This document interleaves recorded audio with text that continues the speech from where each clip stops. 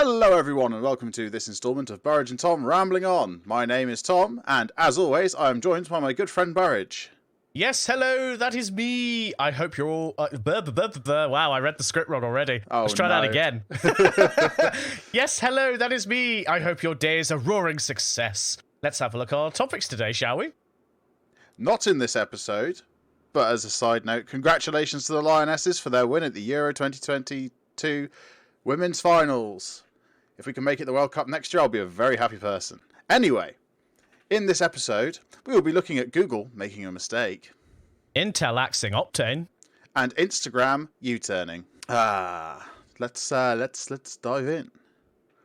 Yes. So, in a world where data is money, we often rely on seeing what permissions an app requires to decide if an app is overly intrusive. So who thought it would be a good idea to let the app developer write that section of the Play Store? Reading the notes for this, I was genuinely shocked. Yeah, no, they thought this was a good idea. Good idea. So, Google are aiming to change the way that the Play Store presents app permissions to users by having app developers submit their own permission requirements. I pinky promise that this app will not steal your firstborn child.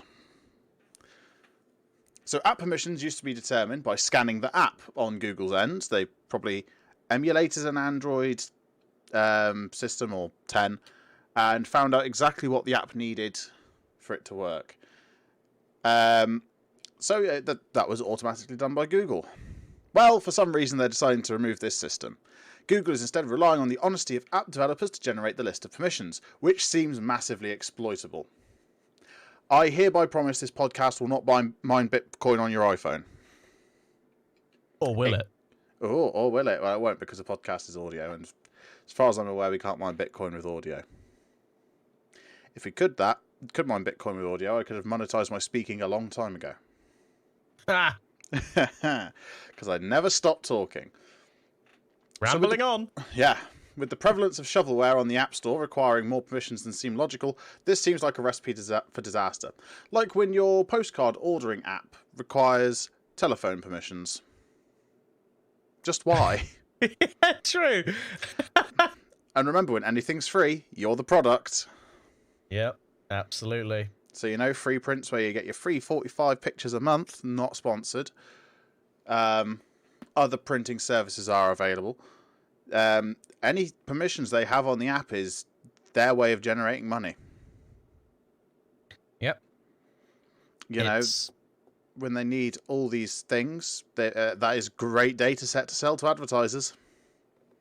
It's crazy that, that's how things are now. Yeah, that is exactly Data how is money. it happens. Worst part is, you sell data sets for millions, but an individual user's data is worth 2 or 3 pence per person. You can buy a data set for just with a few thousand users in it for dead. Remember when we were looking on John Pye's website and they were selling a business and we could just buy the entire customer database? Oh yes, I remember that. Yeah, a furniture company or something. And it was that seems terrible in terms of data protection, but it's perfectly legal, even with GDPR being in place. It's a bit concerning. Yeah. I'm not going to lie. Hi, Apple, listening into this conversation. Actually, I'd say Apple is some of the better behaved ones as far as we can tell publicly. Who knows what they do in the back rooms? Well, yes. I'm not sure I want to know either. Well, I do and I don't. Well, yeah. You know, if you want to send us your data so we can sell it, please do. But it won't be worth much, so we need a few thousand users to get a valuable data set. Even then, that's like a drop in the ocean compared to because you know that Google Analytics sells this data to advertisers as part of is it AdSense, Google's one? Yeah. Yes, you've got AdSense and AdSense is Google's advertising platform that relies on this data that's generated to know how to target ads, but Google gathers so much of it themselves. I wonder if they're feeling a bit sorry for the little guys developing crappy Minecraft knockoffs on the Play Store and think, okay, we'll let them get some data generation done now that we've got data on people who aren't even born yet. Oh god, that's ooh. Everyone thought, oh no, the NSA is listening to our phone calls. Joke's on you. Google does it now anyway. Also, hi Discord listening into this conversation. Hello there, Discord, which uses Google services, I believe, as well. Probably. So. I think it's really hard to avoid using a Google service provided by like either Google or Amazon at some point. I'm pretty sure Discord, you can use Chrome shortcuts on Discord because Discord uses Chromium in some way. Yeah. So you can actually use it, like you could get into it like you would with the browser. Oh yeah, that's probably why some formats work on Discord as well, to like send images. Yeah. And stuff like that piston one that Jack sent the other day. Oh, I didn't even look at that. Did you not? It's quite funny. It changes like the actual height of the image when the piston extends and retracts. Oh, that's great. Yeah, it's great. So it's like it extends the like height of the Discord image. It's great. But yeah, that's probably why it does that, because it relies on Chromium as a base. Yeah, that's true. But yeah, that sounds like fun. Remember, when you install a sketchy app, don't. I say it like it's that simple. But I mean, it should be. It should be that simple, but yeah. At least Apple has ask apps to not track. They might not listen to you asking, but you can ask them nicely. Please, sir, please don't track and sell my data. Please don't scam me, sir. Please don't listen to my camera. Please don't listen to my camera. Oh dear, yep, it's not good, but what can you do? It's Google. That's the sad fact of the matter. What can you do? It's Google. Only like the second most valuable company on earth, or maybe the third, who knows. Anywho, speaking of big tech companies, it's almost like we're a tech podcast or something. Intel is axing Optane. Enjoying that SSD acting as a high-speed cache for your old spinning Rust? Well, enjoy it while you can, Intel users, because it's just been axed. You don't have Optane, do you, Burridge? No. I know Liam does. This will be relevant for him, but he doesn't have the attention span to listen to a podcast. So, yes, in Intel's Q2 earnings report late last week, it was announced, albeit very confusingly, that Intel would be shuttering its Optane business permanently. So Intel are paying $599 million in write-off costs, presumably the cost of having all those Optane making machines sitting around doing nothing or being scrapped altogether. Also, I believe a portion to Micron, who they developed Optane in partnership with. 599 million's a lot to stop making something, isn't it? Yeah, like, well, I wouldn't. You know, do you want to give some to the UK? We're feeling a bit poor at the moment. I'll take $1 million of that, thanks. I'll take $1 million. Thank you very much. Yeah, so this is apparently in line with Intel's IDM2 strategy. So IDM2 is a manufacturing architecture restructure type thingamajig. So, okay, I'm looking. So I just opened the Intel website, the newsroom where they posted this, and it's like, this is something only Intel can achieve. They're just bigging themselves up on their own newsroom. So yeah, it's to do with the fact that Intel is building its own fabrication plants, or fabs, or foundries as they're more traditionally known, in Arizona in the United States. These will be, I believe, the first US-based actual fabs for one of the big three. Oh, I guess no, there's more than three in there, because there's Qualcomm out there as well. If I've been doing their job, like one of the big CPU manufacturers. In terms of big CPU manufacturers, you've obviously got your Intels, your AMDs. You've got Qualcomm coming with their own. Do Apple manufacture their own silicon in house, or is it contracted? I do not know. Maybe Apple. And you've got ARM as well, doing their thing.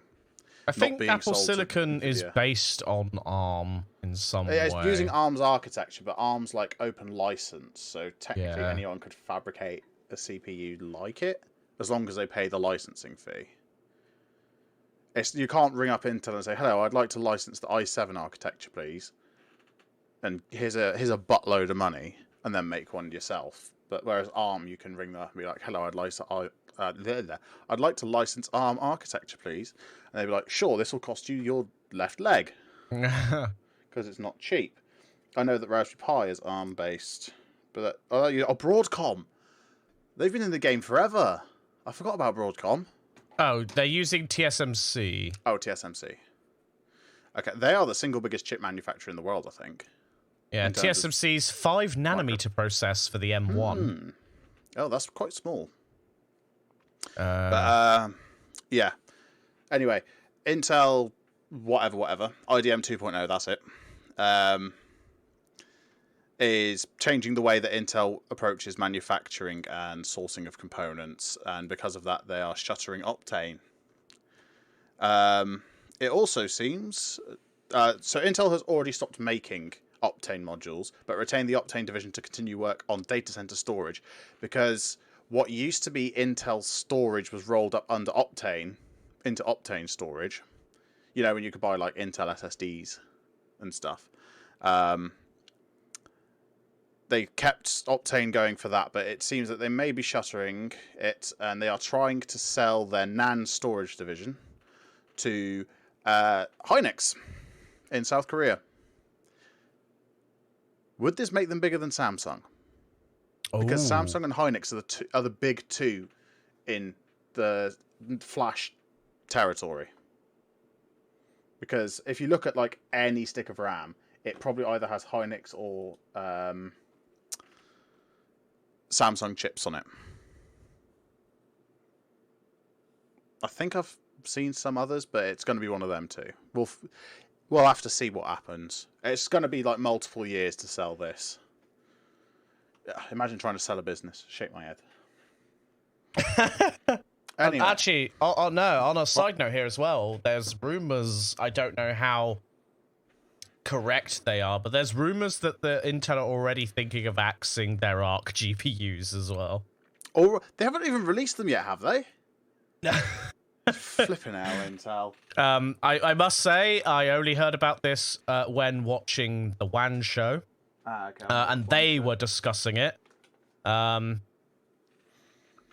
So some people were saying that it might have been that the big media storm we've had about it recently has been people internally trying to keep it afloat. So like, oh, if we get it really hyped, then Intel might keep, paying for it. So those are rumors. I don't know how founded they are at the moment, but it seems that the current Intel CEO is trying to refocus the company on just one thing. Which I don't think is a good idea. No. I mean, Intel got away with just focusing on one thing for years because AMD spent ages messing around, making space heaters, not CPUs. Looking at you, the Bulldozer series. And now Intel are making the space heaters. Yeah, but now Intel have got actual competition in the CPU market. It's getting spicier. So I wonder whether they've diversified.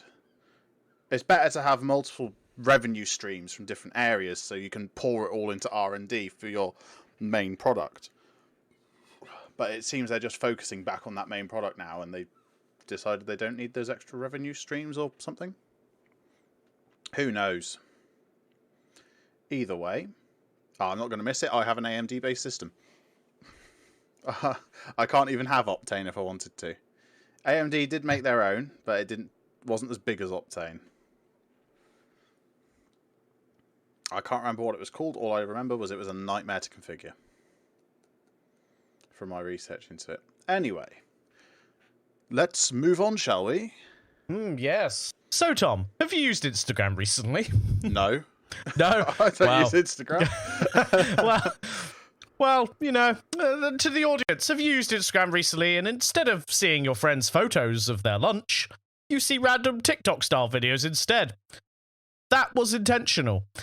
However, it seems Instagram have finally realised their user base don't want this.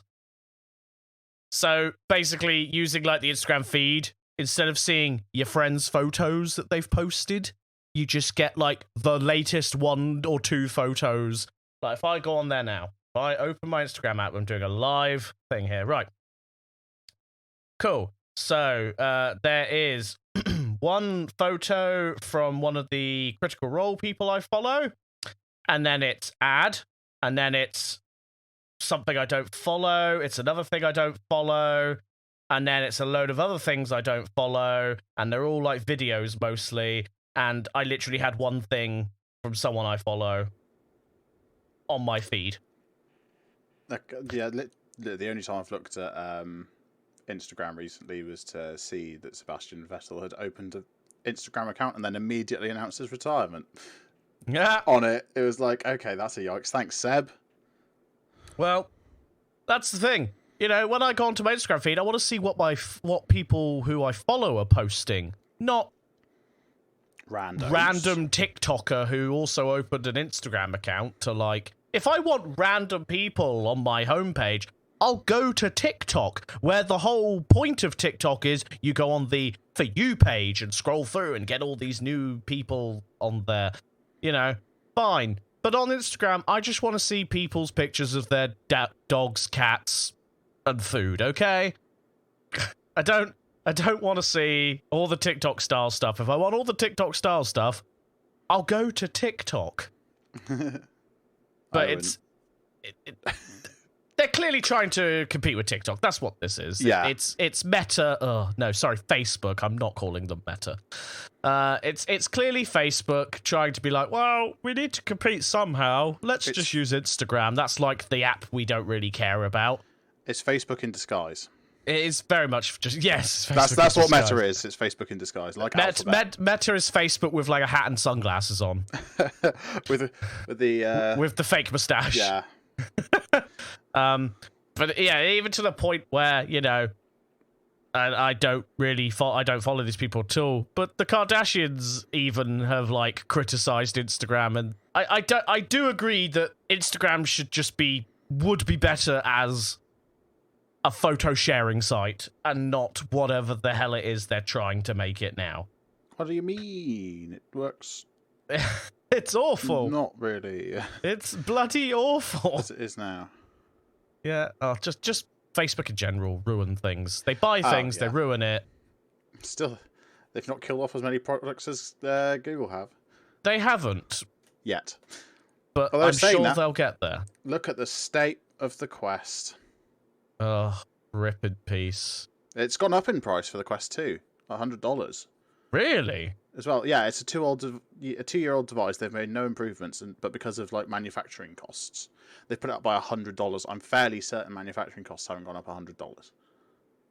Yeah, no. No way. No. Well, let's go on to something more interesting. Let's go on to something more interesting. No, continue your rant. I'm enjoying this. Oh, dear. Oh, sorry, I got a notification on my phone about something that's happening tomorrow, and I'm very excited. Oh, yay! Going to the theatre. Anyway, yes, that's us all done for the main topics for now. So let's jump into some lighter topics. Mario Kart 8 has announced the second wave tracks. For still no Rainbow Road. Still no Rainbow Road. Burridge is very sad. Where's the GameCube Rainbow Road? They haven't like re-released that one at all yet. Well, they've added 2 Mario Kart Tour tracks instead. So yeah, there's a mixture of returning tracks and new entries to the series. This is it 6 releases they're doing or 5? 6, I think. I thought, yeah, 6. I think 6 releases of 8 tracks to make 48 tracks. 6 times 8, that makes sense. Yep. Just doing the math in my head. 6 and 8 is 48. 8 times 8 is 64. Or a full stack in Minecraft. Yeah. Yeah, so we have returning tracks of Calamari Desert from the N64, Mario Circuit 3 from the SNES. I have played it on the SNES. The SNES is a nightmare to play Mario Kart on, as it turns out. Mushroom Gorge from the Wii. I was very happy to see this one. I just because the Wii is like my childhood. We have Waluigi Pinball from the Nintendo DS. Snowland from the Game Boy Advance. New York Minute and Sydney Sprint from Mario Kart Tour. And the new track Sky High Sundae, which is ice cream. That's literally, it's just ice cream. Have you seen the release video, the announced video? What, for this set of tracks? Yeah. No, I haven't. No, okay. It's kind of interesting because I spend like a lot of time on some of the tracks, and then like literally Mushroom Gorge was the title page, 3 seconds of clip, and then moved on. And it's like the one I'm most excited for out of all of them, and they just skip over it. It's like, how dare they? But then I think like the Wii version of the game is what sort of brought Mario Kart back into modern relevance after the like N64 version. Was there a version for the GameCube? Yeah, that's what I'm saying. They haven't released a GameCube version of the Rainbow Road track yet. Like, that's the only one they've not done anything. Well, you watch, it'll be in the last pack at the end of 2023. I guess they also didn't redo the Mario Kart 7 one for the 3DS, but I mean, that one's a lot more recent. So yeah, but then again, they did redo the Wii one, did they? No, can't remember. The Wii U Rainbow redid Road. A couple, and then yeah, they've redone quite a couple recently. But which one's Wii Rainbow Road? I think I know which one that is. Yeah, it's that Rainbow Road, the good Rainbow Road. I mean, they're all good. The SNES one, maybe not as much, but the remastered SNES one's okay. The SNES one's flat because the SNES could only do yes, flat. Exactly. Could only do flats. To be fair, like we'll have to get together and actually play SNES Mario Kart at some point. Oh yeah, that'll bring back my childhood. I've got the controllers. I've got the game. The only problem is we're sat 100 miles apart. Yes, that is true. Need a long controller extension for that. Although I think we are considering doing something with Mario Kart, the Switch version, are we not? Maybe. Yeah. So is that we'll the have to Racing Cup on the? Yeah, we'll have to. Actually, that was Forza, but we can add Mario Kart to it. I think a Mario Kart one would be good. We could do both. Yeah. We'll have like the standard Racing Cup is Forza, and then we'll have the stupid edition, which is Mario Kart. And then an even stupider edition, which is Tower Unite. Which is Tower. Oh god, Tower Unite Racing is so painfully bad. To be fair, that'd be a throwback. We used to do GTA races a lot. Oh my god, yeah, GTA races were great. Oh, we could do some of them again. They were like the only thing that's actually good about GTA anymore. Yeah, I've not played like any of the modern DLC, to be honest. No. Oh no, yeah, because literally I bought in game the smart car thing. That's right. Yeah. And then I chavved it up to be a specific racing version, and we never streamed again after I did that. And I was like, oh, we need no justice for Tom's smart car. We need to do it. I'll put a few more weeks on the schedule, and we'll figure some stuff out. Yeah. We'll figure it out after this. So yeah, that's it for racing and Mario Kart. Anyway, Google is rumored to be discontinuing Stadia, but I did just see something about Google disputing that. I just need to find it a second. Stadia. That's not how you spell Stadia. You silly god. Stadia. So anyway, yes. So Twitter account @KilledByGoogle has posted a screen grab of a message from someone who reportedly has insider knowledge at Google. Obviously, this isn't strictly like, oh yeah, this is definitely going to happen, but you know, Google's reputed for killing things, so I can see why people would start jumping to conclusions here. So the report states that Google held a seminar where it was revealed that Google has an exit plan for their Stadia program, which is rumoured to be by the end of this summer, which is quite soon. Not long left on that one. No. Let's see, 2 days. Here we go. I found the article now. But it is also reported that there is no plan to transfer users onto another similar platform, which would probably be GeForce Now or... GeForce Now, probably. Probably GeForce Now. They wouldn't transfer people onto Game Pass. GeForce Now is more like closer to Stadia's model than Game Pass Ultimate. But Google Stadia themselves have actually tweeted out that Stadia is not shutting down. Rest assured, we are always working on bringing more great games to the platform and Stadia Pro. Let us know if you have any other questions. But then again, if we look at the closing of Google Plus, like a month before that happened, they also said we have no plans to shut it down, and a month later it was gone. Not that anyone noticed, except for companies using Google Plus as their standard login. Oh yeah. That was a mess. Yeah, here we go. I love this. Reports of Google Stadia's death are greatly exaggerated. But no, to be fair, I know there's a lot of fans out there who are like, no, Stadia will go on, but honestly, I saw the appeal of it when it was announced. I did say back when we covered its announcement that I would get one, and I never did. And to be honest, I'm glad I didn't.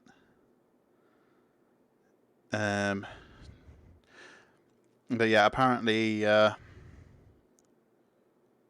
this is not the end for Stadia, but it could be. Who knows? It doesn't even have a search bar for me to search through games. I've just got to scroll through the page until I find. Well, no, yeah, that's because it's designed like a marketplace. You've got to get in and spend your money through Google to buy these games. At least like GeForce Now, you pay a fee, but you import your own games. You don't have to buy games. Yeah, I don't have to buy the games again. I just pay for using their computers. To be fair, I kind of do want to get a Stadia controller just to try it out. Let's see. Store. Explore. Am I signed in? Oh, I am. TA Speed. I am TA Speed on Stadia. Let's see. I can buy Dead by Daylight for $8.99. Cool. Life is Strange. True Colors. $24.99. Ouch. Actually, I need to finish playing Life is Strange. I only ever played the first chapter. Maybe a solo stream. Who knows? Humankind. Game is $39.99. Play 120 minutes of the game at no cost, then you have to pay to play more. It's literally like you buy the game and then you pay to play it more. How did this make sense to people? Yet there's still people out there defending Stadia. £54 for the 2020 version of F1. Not worth it. But we'll have to see what happens in the future with Stadia.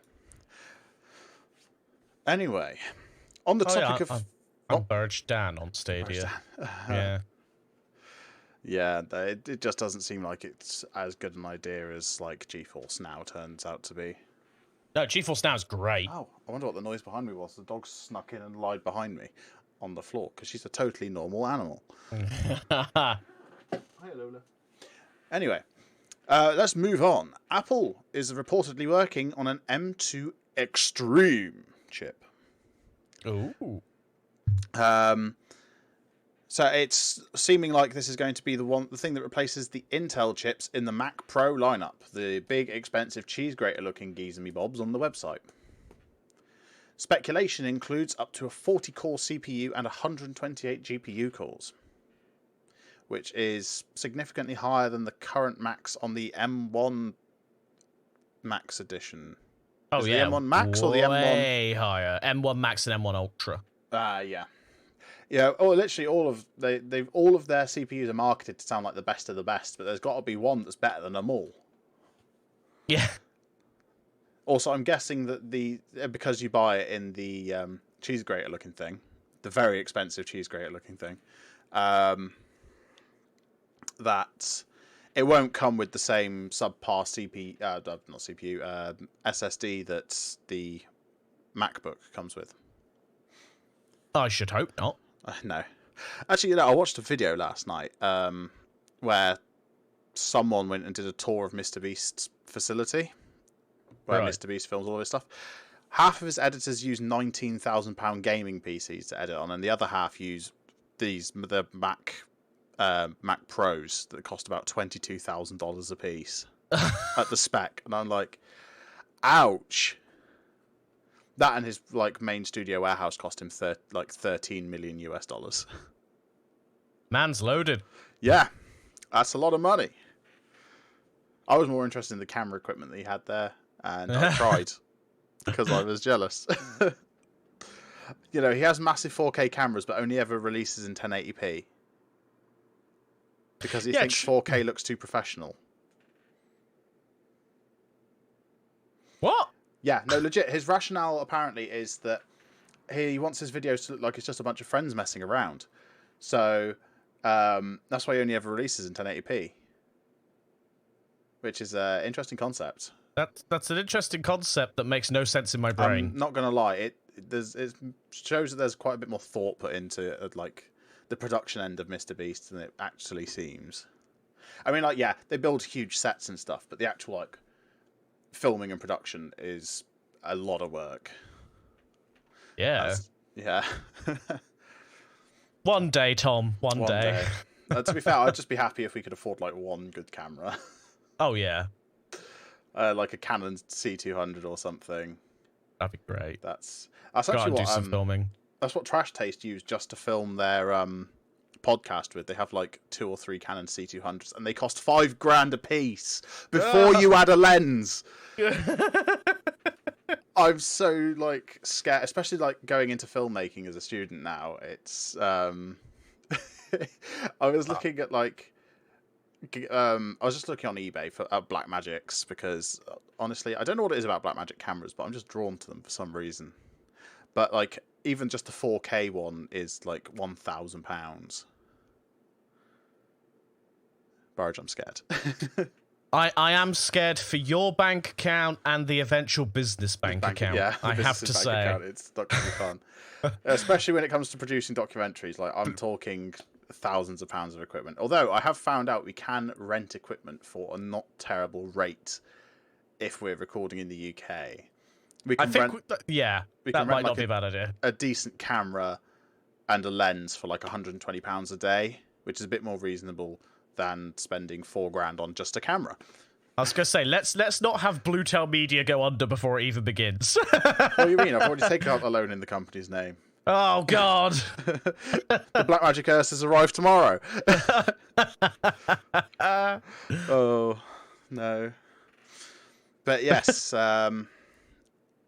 Mac Pro is very expensive. We will not be getting one. No. Well, no time soon. I'd sooner get the case and put a Windows system in it. I mean, yeah, for that sort of money. I'd rather just get the Mac Mini Studio thing instead. Yeah, or the Mac Studio for like £2,000. Like, I'd probably upgrade what I'm using now, my Mac Mini, and upgrade it to the Mac Studio with like the $2,000 one, and then that'll be an upgrade. Is it 2 or $4,000? I can't remember. I think it's $4,000 for the top end, like crazy specs, which is probably what I'd go for a nice upgrade. You know? Yeah. Could do a lot with that. Starting at £2,000. To be fair, they do look lovely. They're great. I genuinely will probably get one day. One day. You can get the M1 Max or the M1 Ultra flavour. I'd get the best one, whichever one that is. So you're looking. So if 800 gigabit per second. Well, actually, no, it's capital B, so gigabytes per second memory bandwidth. Yep. Although I didn't think memory was measured in that. It was measured in something else, but it's Apple. They do their own thing. It's Apple. Who listens to Apple anyway? Exactly. Let's have what's next. GTA 6 could feature a female protagonist. Gamers win women, am I right? I mean, I'm absolutely okay with this. I saw people getting very upset about it, and I'm like, really, guys? It's kind of amusing, but it's also kind of a very sad insight into some people's mindset. Like, I was watching Twitter, and like one person was just basically like, GTA's going woke, and it's like, oh my God, shut up. GTA's been a satire of the state of everything since its inception. So the fact that it has done this to troll gamers, well, probably not even to troll gamers, just to try and be slightly inclusive. While also realising it probably trolls gamers. I expect if you do play as the female protagonist, which if it's anything like GTA 5, you will have to at some point, you'll see like a lot of what's it called? I've forgotten the word. Sexism, that's it. Oh, sexism. Yeah, probably. You'll see a lot of sexism towards the character, which I've been reading some books recently. Well, a book. I've been reading the book for a year. It's a very, very tough topic to read on sexism from a male perspective, at least. And like, you know, it's concerning, especially the way people have reacted to it. But yeah, it could be an interesting insight as to how my hope, devs of the game think about my it. genuine hope is, because I don't care what the protagonist is. You know, it can be whatever it wants. It doesn't matter as long as the game is good. The fact that there's going to be a female protagonist is great because inclusive and all that, and I love that. Yeah. But at the same time, what does it matter what the protagonist is? As long as the game is good. Yeah, literally. We can but hope that the game is good. Look at the state of current GTA 5 single-player mode. GTA 5 single-player mode kind of sucks, I'm not going to lie. We're still waiting for that DLC they promised us. Oh, you mean that thing that they aren't making because they just worked on the online mode instead? Yeah. As long as they keep custom races, I'll be happy. Oh yeah, give me custom races, I'll be happy with that. Yeah. It is also revealed that the game is at least 2 years away from release, surprising absolutely no one. 2024 release, I can see that, to be fair. Given they only recently announced that they were actually working on it. They've probably been working on it for a couple of years already as well. Yeah, they'll be working on it in the background. So that would mean the game is probably going to come out 11 years after GTA 5 first came out. That was 2013. Yeah, exactly. Goodness gracious, I remember that release. GTA's development cycle is not quite, but is almost as long as a Bethesda one now. Yeah.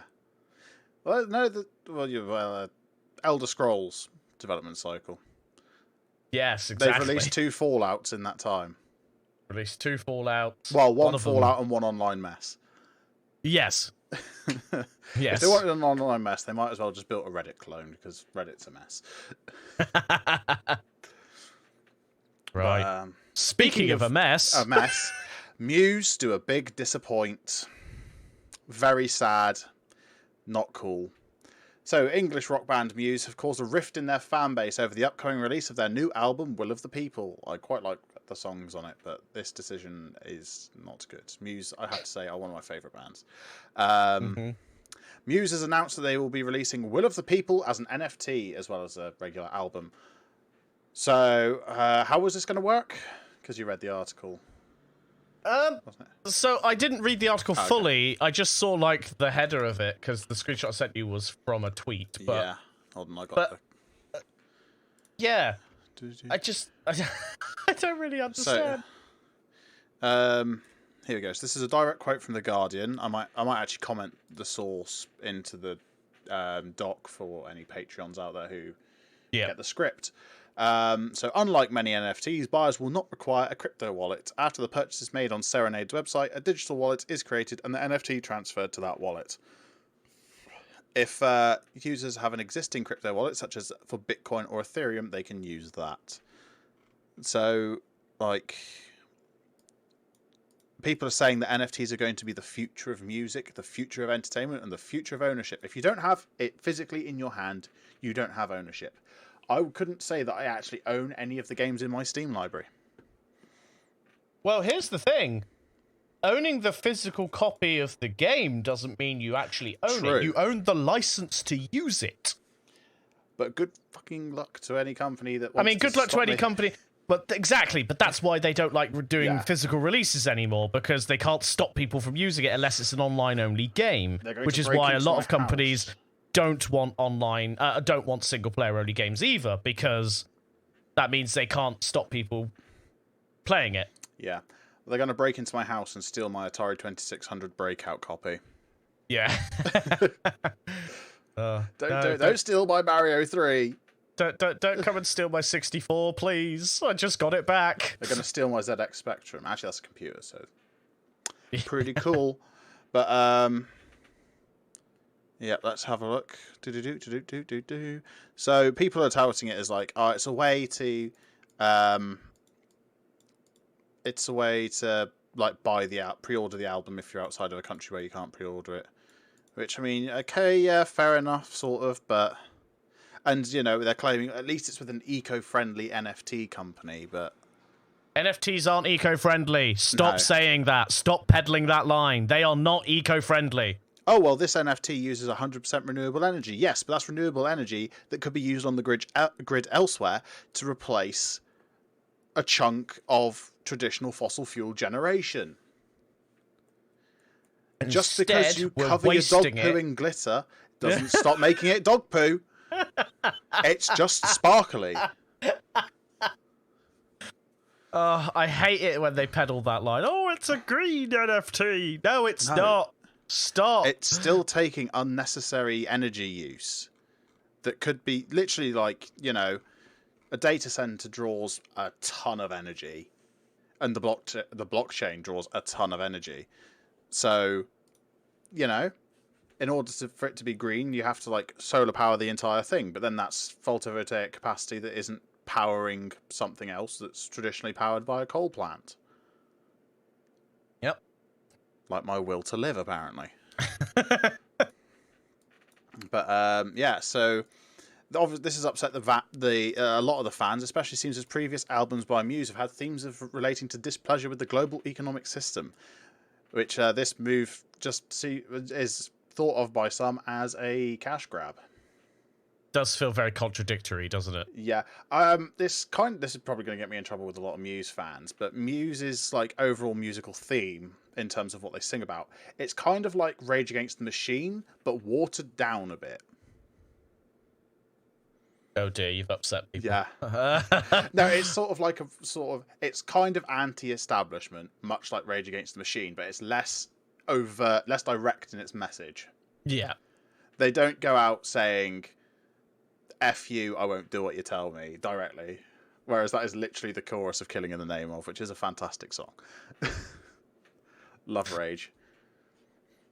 But I'm not going to be buying the NFT, but I probably will still buy the album. Because I'm a terrible person.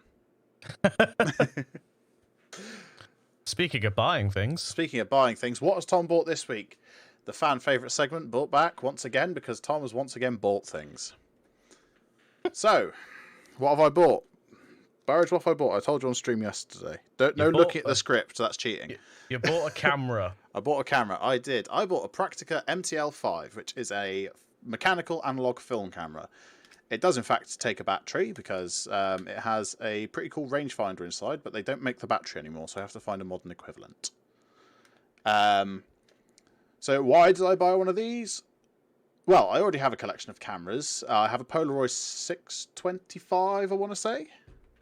It actually works. You can still buy film for it.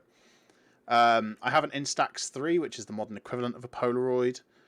I have a Canon EOS 750D, which is my main DSLR, and I have a Canon EOS 500N, which is a later film camera. It does shoot on film, much like this Praktica. I bought that for a project where I was going to go around London taking a bunch of Instagram pictures for my sister, but I never filled up the roll of film until very recently, so I've not developed it yet. That was literally a year ago I bought the camera to do that. And so I like the EOS 500N, which is my film camera. It looks quite modern. It looks basically like a silver version of my 750D, which is a quite modern DSLR. And I wanted something that looks a bit more retro and is a bit more mechanical.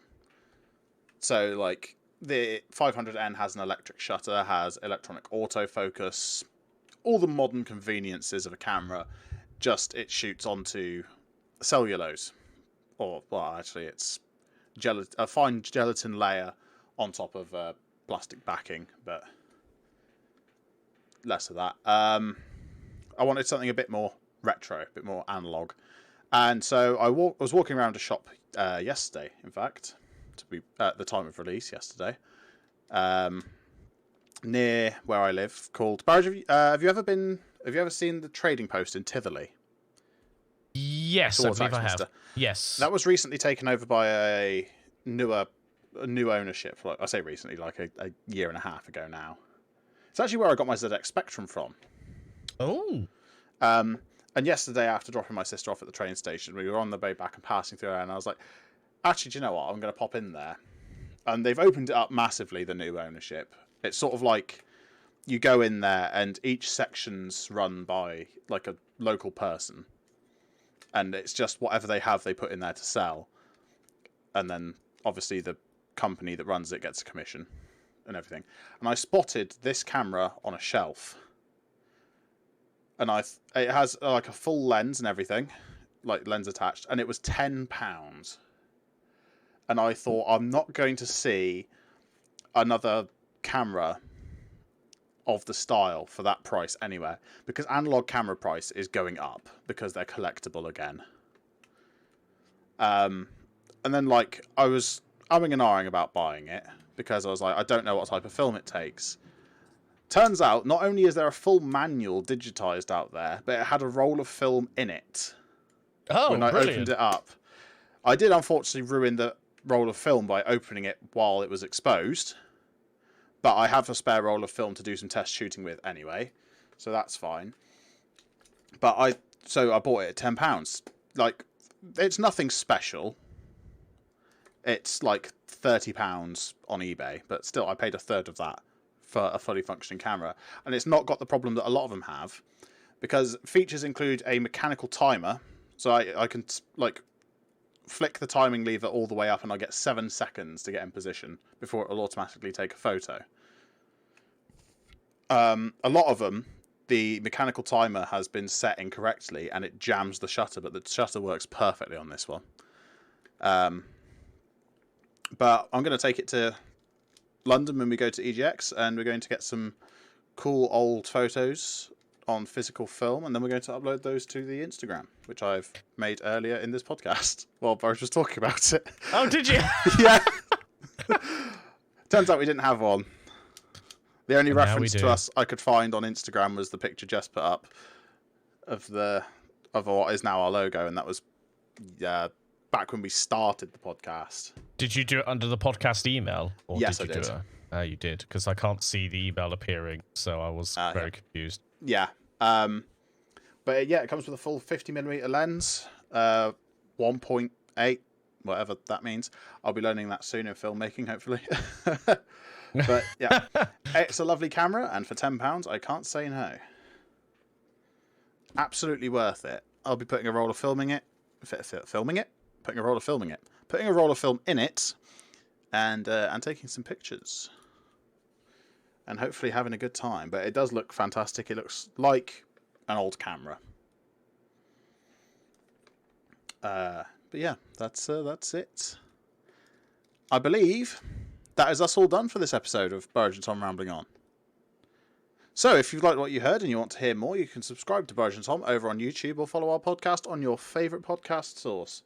If you really like what you've heard, then you can support us over on Patreon, and if you want to get involved with the community, you can join our Discord or tweet at us on Twitter. The links to all these and more will be available over at burridgeandtom.com. If you'd like to watch us play some games, you can follow us over on Twitch. As always, I've been Tom. And I've been Burridge. Thank you so much for listening, and we'll be back next time with more nonsense. Goodbye.